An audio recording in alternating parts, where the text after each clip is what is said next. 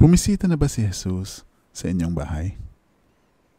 Ito po ang pagmumunian natin ngayong araw. Holy Spirit, make my heart open to the Word of God. Make my heart open to goodness. Make my heart open to the beauty of God every day. Amen.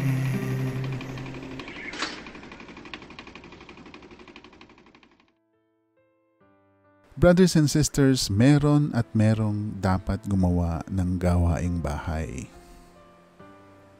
Kahit disposable utensils ang gamitin mo araw-araw, huhugasan mo pa rin at lilinisin ang iyong pinaglutuan. May pupunasan ka pa ring mesa at may tatapon ka pang dagdag basura.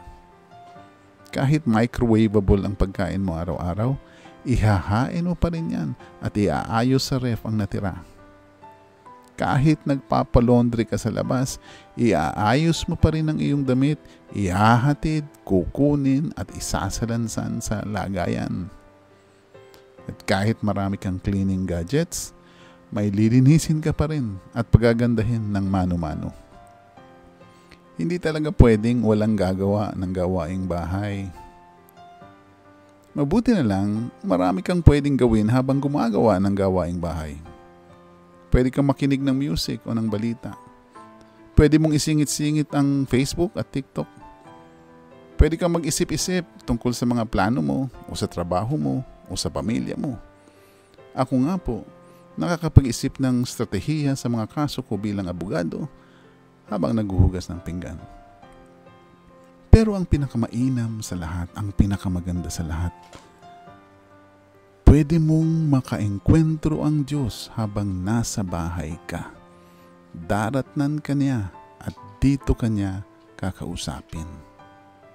Mahal na mahal ng Diyos ang lahat, lalong-lalo na ang kanyang mga kamanggagawa, mga tagapagsilbi at tagapagtanglaw. Ang mga ito ay binibisita niya sa bahay. Opo, pinupuntahan niya mismo sila sa tahanan nila. What a privilege and what a blessing. Ganito ang nangyari sa Ebanghelyo ngayon. Sa Lucas, si Jesus ay tumindig at lumabas sa sinagoga. Siya ay pumasok sa bahay ni Simon. Ang biyanang babae ni Simon ay pinahihirapan ng mataas na lagnat. Hiniling nila kay Jesus na pagalingin siya. Tumayo si Jesus sa tabi niya at sinaway ang lagnat. At ito ay nawala. Kapag daka, siya ay bumangon at pinaglingkuran sila. Nang papalubog na ang araw, dinala nila kay Jesus ang mga taong may iba't ibang karamdaman. Ipinatong niya ang kanyang mga kamay sa bawat isa sa kanila at pinagaling sila. Lumabas din ang mga demonyo sa marami sa kanila. Kinaumagahan, siya ay umalis at pumunta sa ilang na dako. Hinanap siya ng mga tao at lumapit sila sa kanya. Nang sila ay makalapit sa kanya, pinigilan nila siyang umalis. Ngunit sinabi niya sa kanila, kinakailangang ipangaral ko rin sa ibang mga lungsod ang ebanghelyo patungkol sa paghahari ng Diyos. Ito ang dahilan kung bakit ako isinugo. Siya ay nangaral sa mga sinagoga sa Galilea. Brothers and sisters, kapag ang bahay ay binisita ng Diyos at malugod natin siyang pinatuloy, may milagrong nangyayari. Una, pagagalingin niya ang mga may karamdaman dito. Pangalawa, palalayasin niya ang mga kasamaan at ang impluwensya ng demonyo. Pangatlo, sa bahay makikilala natin ang Diyos. Pang-apat, ang bahay ay magiging lugar para makapagsilbi sa iba.